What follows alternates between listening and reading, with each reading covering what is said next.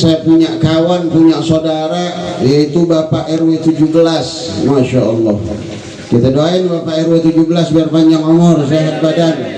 Dari awal jadi sampai sekarang belum ketemu. Aneh, ini baru ketemu. Iya, Anda baru ketemu. Tapi insya Allah biar Allah berikan beliau panjang umur, sehat badan, biar bisa menjaga amanah daripada menjaga warganya. Biar warga Rusun ini dipimpin sama beliau biar berkah, biar sehat. Amin amin ya rabbal. Begitu juga banyak lagi guru-guru kita yang lainnya. Adalah Habib Husaifah, adalah Habib Khalid, adalah Habib Lutfi Ibn Sayyidil Walid Al-Habib Husain bin Mustafa Al-Bahar, yang semuanya ini Al-Bahar kerjanya pada ngumpet di pojokan. Memang bagiannya jaga laut, takut tsunami. Tapi kita doakan guru-guru kita, para habaib kita, anak-anak daripada Sayyidil Walid Al-Habib Husain bin Mustafa Al-Bahar, semoga semuanya dipanjangkan umurnya, disehatkan badannya, dijadikan penerus daripada perjuangan datuk-datuknya, dan semoga Allah berikan keberkahan pada hari ini dengan berkah datang cucunya, datang pula Sayyidil Habib Hasan bin Salah Al-Bahar bin Abi Bakar Al-Jufri sallallahu ala Muhammad. Saudara-saudara sekalian, alhamdulillah, puja-puji serta syukur kita panjatkan kehadirat Allah Rabbuna Jalla Jalaluh, yang mana ini hari kita bisa berkumpul di tempat ini, duduk bermuwajahah, duduk bertawajjuh, duduk bersimpuh. Semata-mata duduknya kita di sini hanya satu, yaitu mengharap ridhanya Allah Subhanahu wa taala, mengharap cintanya Allah Subhanahu wa taala, mengharap cintanya Nabi Muhammad sallallahu alaihi wasallam. Sebab banyak manusia mengaku cinta kepada Rasulullah. Banyak gak? Banyak gak? Banyak umat Islam ini mengaku cinta kepada Rasul. Ada orang bertanya, Abah, ana cinta kepada Rasulullah. Abah, ana rindu sama Rasulullah. Ana tanya, apakah di hati kamu ada Rasulullah? Ada. Jangan bangga ketika Rasulullah ada di hati kita. Jangan bangga apabila kerinduan ada di hati kita terhadap Rasulullah. Sebab belum tentu kita ada di hatinya Rasulullah. Belum tentu kita dirindukan oleh Rasulullah. Manusia yang paling beruntung, manusia yang bukan di hatinya ada Rasulullah, tetapi dia ada di hatinya Rasulullah. Kalau nara Rasulullah dalam hati kita kewajiban, betul gak? Betul gak? Rasulullah kita taruh di dalam hati kita kewajiban, bukan? Kenapa? Kita ini umatnya Rasul. Tetapi kita ada di hati Rasulullah itu mesti punya cara, saudara. Mesti punya cara bagaimana kita bisa masuk ke dalam hati Rasulullah. Di dalam kitab Tuhfatul Muhtaj dikatakan bahwa ada 3 cara masuk ke dalam hatinya Rasulullah. Yang pertama dikatakan itu, yaitu dia harus sering-sering datang masuk ke majelis-majelis yang dicintai Rasulullah. Ahlan wa sahlan wa marhaba. Keberuntungan lagi ketua DKM DMI ini Pulau Gebang, ya, Profesor Doktor, Masya Allah, ya, Profesor Doktor Al-Ustadz Rifai, kita doakan beliau panjang umur. Ya, orang biar kata kecil tapi ilmunya gede. Ya, kalau aneh orangnya gede ilmu kecil, kebalikannya. Ya. Jadi ada 3 cara bagaimana kita bisa ada di hati Rasul. Pengen nggak kita ada di hati Rasulullah? Pengen nggak kita dirindukan Rasulullah? Yang pertama, Kata Rasulullah di dalam kitab Tuhfatul Muhtaj, siapa orang ingin aku cintai maka duduk di tempat-tempat yang aku senangi. Apa? Al-majalisul ilm wal majalisul dzikr. Orang apabila ingin ada di hati aku, kata Nabi, maka duduklah mereka di majelis-majelis yang aku cintai, di majelis-majelis yang di situ ada kerinduan terhadap diriku, yang di situ dibaca sholawat untukku, yang di situ mereka bisa bersihkan hatinya karena mereka banyak bersolawat kepadaku. Sallallahu ala Muhammad. Jadi kalau kita banyak-banyak bersolawat kepada Rasulullah, Rasulullah bakalan masuk ke dalam hati kita. Kenapa? Sayyid al-Habib Umar bin Hafiz bin Salim bin Hafiz, beliau mengatakan di dalam satu kitabnya yang kita kenal dengan Maulid Ad-Diya'ul Lami, beliau beberapa kali mengulang kalimat itu. Apa kata beliau? Zikra wasfi Muhammadin, karir zikra wasfi Muhammadin. Kata beliau apa? Karir zikra wasfi Muhammadin. Banyak-banyaklah kalian mengulang-ulang, mengingat-ingat daripada sifat-sifatnya Nabi Muhammad. Apa sih fungsinya kita mengingat daripada sifatnya, kelakuannya Nabi Muhammad? Kaifa tuzihan qulub birrana, kaifa tuzihan qulub birrana. Dikatakan siapa orang yang sering menyebut nama Nabi Muhammad, membaca kisah maulidnya Nabi Muhammad, menyebut-nyebut sifatnya Nabi Muhammad, maka Allah Subhanahu wa ta'ala akan membersihkan hatinya. Dari dalam hatinya itu segala penyakit-penyakit, kotoran-kotoran yang ada di dalam hatinya. Sallallahu alaihi Muhammad. Saya pengen tanya, tahu mobil Avanza? Kira-kira kalau mobil Avanza diisi 9 orang penuh gak? Penuh gak? Kira-kira kalau diisi orang lagi muat atau tidak? Muat atau tidak? Saya pengen tanya, kita punya hati, punya kapasitas gak? Kita punya hati, punya kapasitas gak? Punya, saudara. Kenapa? Hati kita punya kapasitas.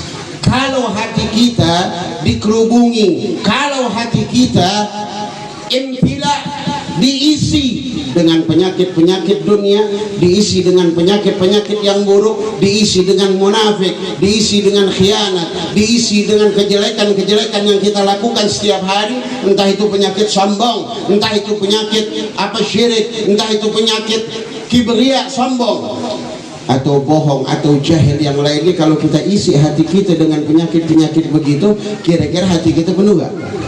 Penuh gak? Terus kalau hati kita penuh dengan segala penyakit yang jelek, kira-kira Rasulullah bisa masuk gak? Makanya bagaimana biar Rasulullah masuk ke dalam hati kita? Yaitu kosongin hati kita dari segala macam penyakit-penyakit yang buruk.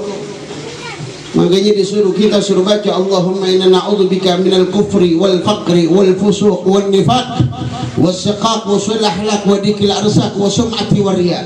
Ini semua penyakit hati, saudara. Orang kufur penyakit hati, orang syirik penyakit hati, orang riya penyakit. Buang dulu tuh, baru Rasulullah bisa masuk. Dengan jalan apa membuang itu semua? Dengan banyak-banyak kita membaca kisah maulid Nabi Muhammad. Maka Rasulullah akan masuk ke dalam hati kita, dan kita akan masuk ke dalam hatinya Rasulullah. Yang kedua, agar kita bisa ada di hatinya Rasulullah, wa mujalasatul ulama, duduklah kita bersama orang-orang alim, duduklah kita bersama orang-orang.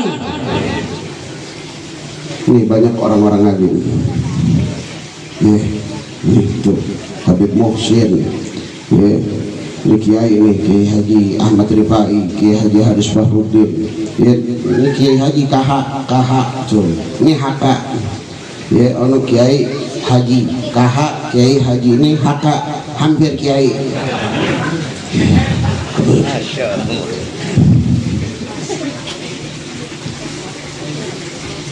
Jadi artinya apa? Kalau kita pengen didemenin sama Rasulullah, kumpul bersama warathatul anbiya, yaitu pewaris para nabi. Siapa? Humul ulama, mereka ialah ulama-ulamanya Rasul. Cuman ulama yang bagaimana, saudara?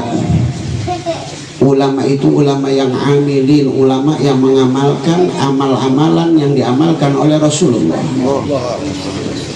Ulama-ulama yang selalu berpegang teguh kepada tariqahnya Rasulullah. Ulama-ulama yang ikhlas menjalankan apa yang diajarkan oleh Rasulullah. Bukan ulama-ulamaan, bukan ulama-ulamaan. Siapa ulama-ulamaan? Ini ulama-ulama yang berdakwah karena apa nih? Tangan. Ulama-ulama yang berdakwah karena dunia, ulama yang berdakwah karena pengen kaya, ulama yang berdakwah karena pengen punya popularitas, ulama yang dakwah cuman pengen dikenal orang. Ini namanya ulama-ulamaan, saudara. Makanya kita punya guru-guru, masya Allah. Nih guru-guru kita nih, ini ngundang lewat WA doang nih. Ya, lewat WA, nggak ada yang ada bikin undangan langsung, nggak ada. Ustadz Haris jauh di mana? Tambun. Siap hadir guru. So, Ustadz Rifai siap. Ya, Ustadz Husni amplop. Enggak siap gitu juga. Allah. Sejahruddin, masya Allah. Habib Mohsin, nggak ada yang aneh. Apa namanya? Aneh undang pihak-pihak. Apa namanya langsung gitu khusus, nggak ada. Karena apa? Aneh tahu beliau ialah ulama-ulama yang ikhlas. Beliau ialah penerus daripada perjuangannya Rasulullah. Jadi nggak perlu dihormatin. Kalau aneh datang ke rumah beliau ke Tambun, najong lah, jauh amat. Ya, ke rumah Ustadz Rifai, rumahnya tahu kagak sekarang? Beliau udah 2 kali 3 kali ke rumahnya, aneh belum tahu rumah beliau, masya Allah. Yang menggali ladang murid ya. Jadi yang kedua, wa mujalasatul ulama, banyak duduk sama ulama, sebab mereka pewaris para nabi. Jadi duduk sama ulama, ntar lama-lama kalau kita duduk sama pewaris nih, lama-lama kumpul sama yang warisin, yaitu Rasul. Yang ketiga, hubbu ahlu baiti. Kalau kita pengen dapat kecintaan sama Nabi Muhammad, cintain para keturunan Nabi Muhammad, yaitu para habaib yang kita kenal pada saat ini. Sallallahu alaihi Muhammad. Cintain Habib, jangan pilih-pilih. Cintain Habib, jangan pilih-pilih. Hormatin Habib, jangan pilih. Moto Habib bejat, moto Habib maksiat, moto Habib nggak bener, cintain. Sebab kenapa? Hubbu ahli baitih berwajib. Sesungguhnya mencintai ahli baitnya Nabi itu kewajiban. Wajib, nggak boleh. Cinta boleh, hormat boleh, ikutin, lihat dulu. Ngikutin, lihat. Hormat wajib, cinta wajib, ngikut ntar dulu, lihat dulu. Kalau nih Habib mabok, ikutin jangan. Kalau nih Habib main judi, ikutin jangan. Jangan, lihat dulu. Kalau nih Habib ngaji, nih Habib ngajar, ikut jangan. Ikut jangan. Ini kagak mentang-mentang, wah ini sih pengikut setia Habib. Habib mabok, aneh mabok. Habib judi, aneh judi. Habib gelek, gue ikut gelek. Kalau bisa gue yang modalin. Ini namanya bukan orang yang bakalan masuk ke hati Nabi, sebab dia bakalan dibenci oleh Nabi Muhammad. Karena apa? Dia merusak cucu daripada Nabi Muhammad. Saya pengen tanya, kalau antum semua punya cucu, cucu antum dirusak orang, marah kagak? Marah kagak? Marah kagak? Antum punya cucu, cucu antum berantem, dia punya temen, diemin aja. Marah gak sama temennya? Marah gak sama temennya? Terus lu kira Nabi Muhammad nggak marah ketika lu diem aja ngeliat cucunya pada maksiat? Antum kira Rasulullah bakalan senang ketika antum melihat seorang dzurriyyahnya Nabi Muhammad berbuat kemaksiatan lalu antum diam saja? Tunggu, nanti Rasulullah bakalan marah sama antum semua. Rasulullah bakalan berhitung kepada kalian semua. Rasulullah bakalan menuntut kepada kalian semua tentang apa yang dilakukan oleh kalian terhadap cucu-cucunya Nabi Muhammad. Ini tukang speakernya mojok mulu.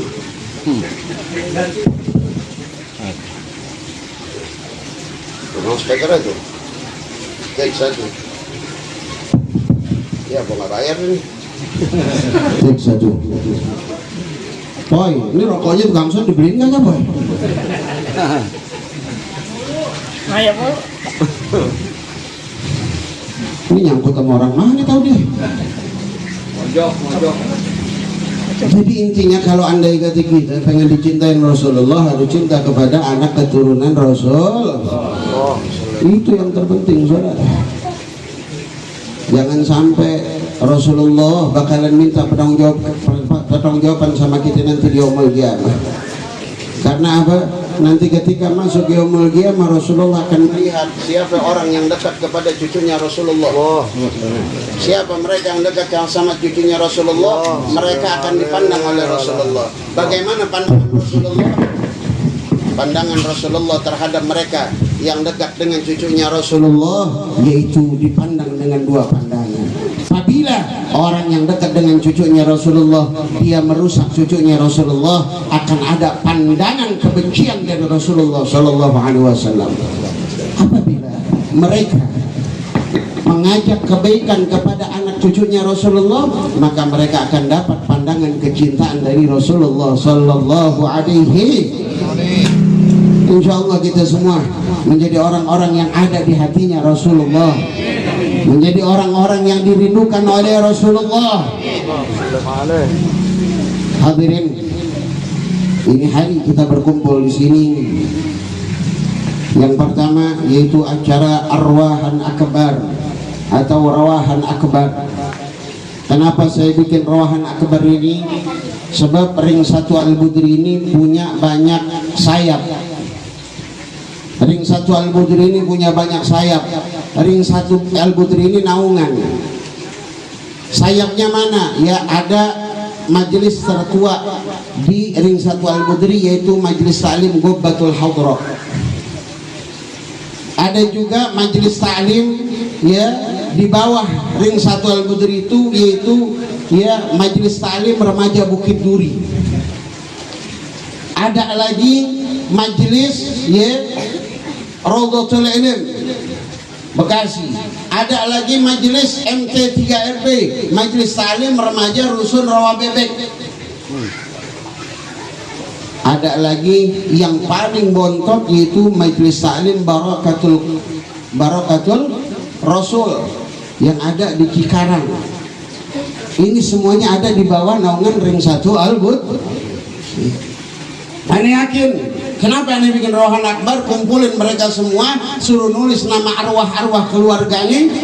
Sebab ane yakin antum semua pada nggak bikin rawahan di rumah.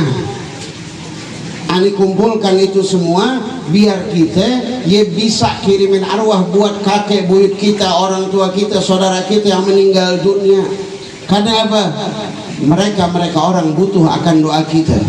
Mereka orang butuh akan doa yang kita sembahkan kepada mereka agar mereka dijadikan kuburnya raudhah min riyadil. Amin. Yang kedua, acara yang kedua yaitu acara haul dari saya punya saudara almarhum al-maghfurlah Muhammad Fajar bin Ghazali yang 4 tahun lalu meninggal dunia. Belum nikah, belum meninggal dunia, dan beliau masya Allah perjuangannya sampai mau meninggal dunianya tuh dia minta beliin baju putih-putih, baju FPI, sebab memang beliau di FPI Front Pembela Islam beliau pengen tetap berjuang buat front pembela Islam, tapi karena sakit akhirnya Allah panggil, Allah lebih sayang. Ya. Masya Allah, inna lillahi wa inna ilaihi. Ini hari haul keempat beliau. Dan yang terakhir yaitu acara milad daripada majelis taklim, ya, ring 1 Al-Budri, semuanya itu barengan. Ya. Majelis taklim ring 1 Al-Budri, 3 majelis tuh, ya, ulang takmilatnya tuh barengan. Gubatul Hadra, MT3RD, MTRBD barengan tuh 11 Maret semuanya. Ya, sama guru ini, ya, pas miladnya pun 11.